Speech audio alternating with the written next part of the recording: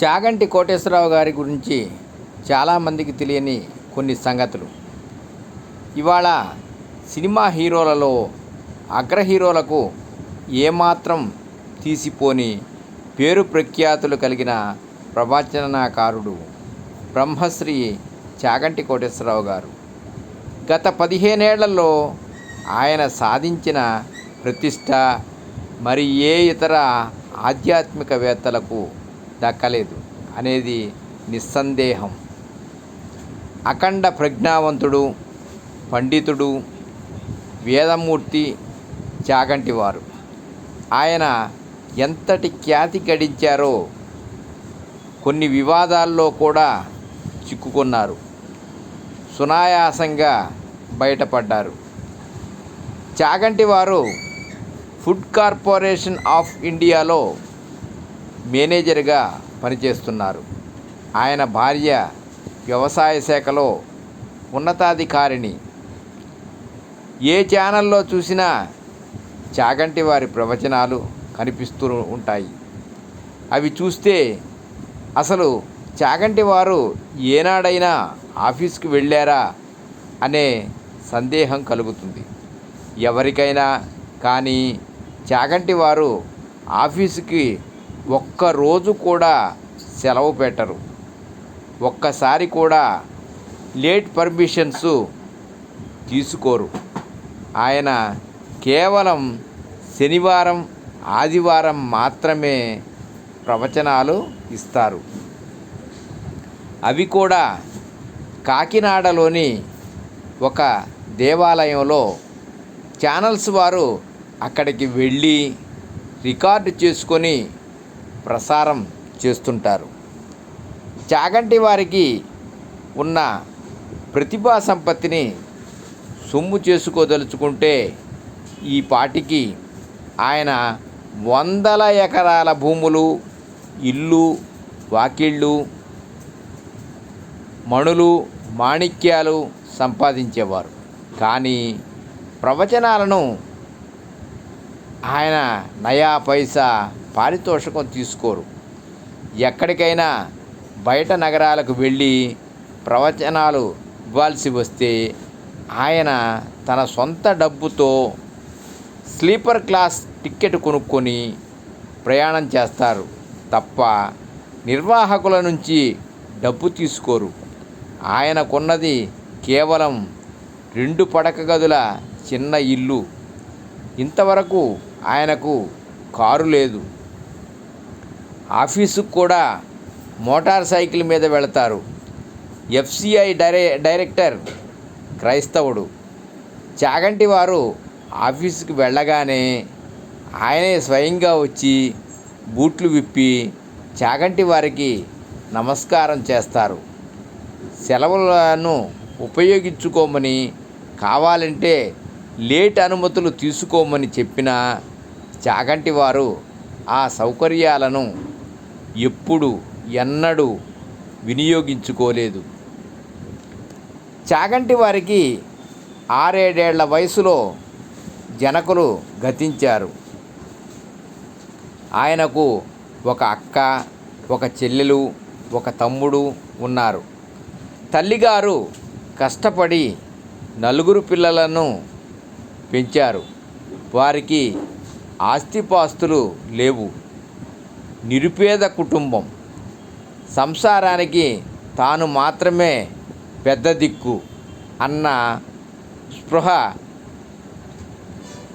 పొటమరించగా చాగంటి వారు అహోరాత్రాలు సరస్వతీదేవి ఉపాసనే లక్ష్యంగా విద్యను అభ్యసించారు. పాఠశాల స్థాయి నుంచి ఆయన విద్యాబుద్ధులు వికసించాయి. వేదాగ్రణి ఆయన రసన మీద తిష్ట వేసుకొని కూర్చున్నది. ఫలితంగా ఆయన యూనివర్సిటీ స్థాయి వరకు గోల్డ్ మెడలిస్టుగా ఎదిగారు. ఇక ఆయన ఇవాళ చెప్పే ప్రవచనాల వెనుక ఆయనేదో వేదాంగాలు, పురాణాలు, ఉపనిషత్తులు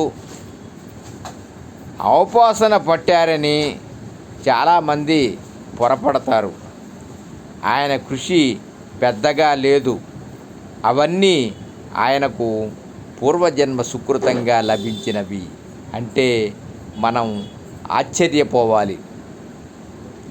ఇది వారికి భగవంతుడు ఇచ్చిన వరం తప్ప ఈ జన్మ కృషి కాదు.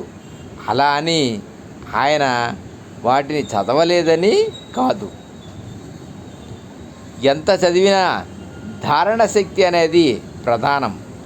ఒకసారి శంకరుల సౌందర్య లహరి తిరగేస్తే అది మొత్తం ఆయన మదిలో నిలిచిపోతుంది.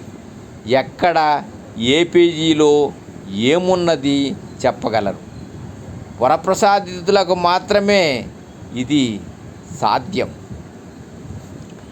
ఆయన ఉద్యోగంలో చేరాక తోబుట్టువుల బాధ్యతను స్వీకరించారు. అక్క, చెల్లెలు, తమ్ముడుకు తానే తన సంపాదనతో వివాహాలు చేశారు.